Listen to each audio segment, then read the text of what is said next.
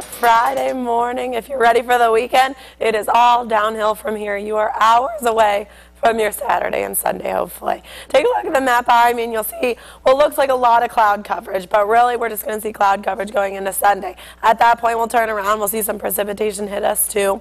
But going into today, a couple of weak upper level systems are going to remain. That means we're going to have more sun breaks than we saw yesterday, but temperatures comparable to the last couple of days that we've had.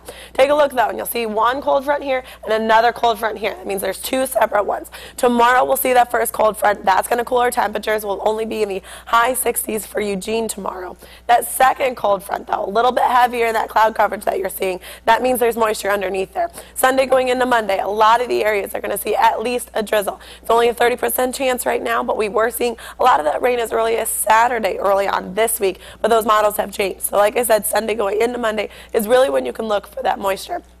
Looking at futurecast, we start that pretty early on this morning. If you're headed to work, it's mostly just cloud coverage in our area. A lot of fog along the coast there.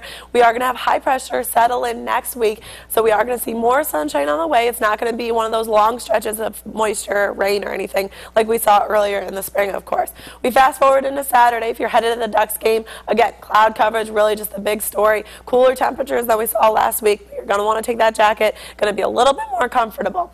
The Astoria area seeing a little bit more moisture tomorrow morning. That'll kind of dissipate off. We won't see any until about Sunday going into Monday again for a lot of our areas.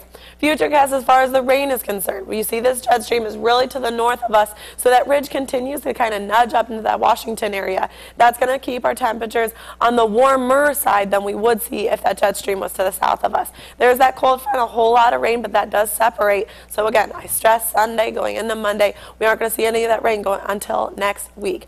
Not going to be a long stretch at all. We are going to see plenty of sunny skies by the middle of next week as that high pressure starts to settle in.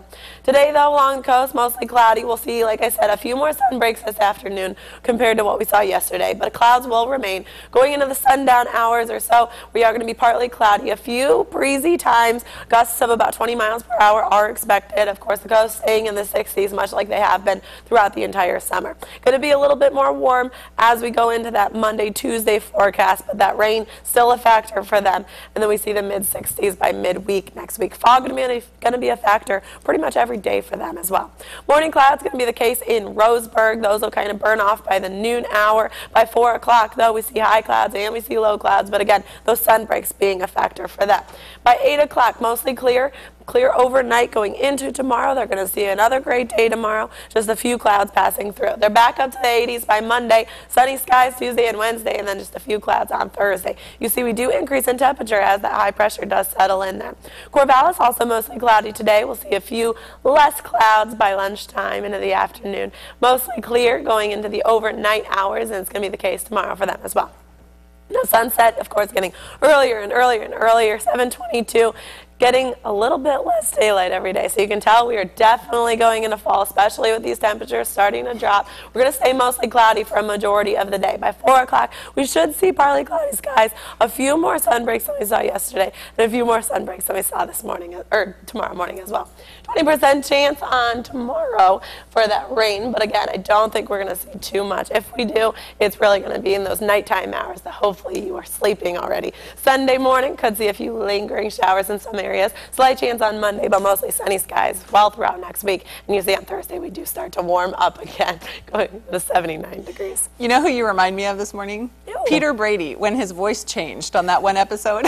You mean when he went through puberty? Yeah. Yeah. It's just your little squeak, that's what it was. I've never seen that episode. Oh, we'll have to pull that from the archives Does it for hurt? you. No, but I'm a little embarrassed. Oh, okay. I don't really get that embarrassed, but this has never happened to me before. And there's times that I'm talking, and I can, like, I hear myself, and it's just coming out like, oh. That's okay. No big deal. It's the weekend. As long as it doesn't hurt. And I'm glad that we get to share this experience, this first-time experience with you. Absolutely. And so does all of Western Oregon. Of course, Yeah. of course. You know, just make fun of me on Facebook. Put it on YouTube. Right. It's fine. Seek her out, yeah. All right, thanks, Angela.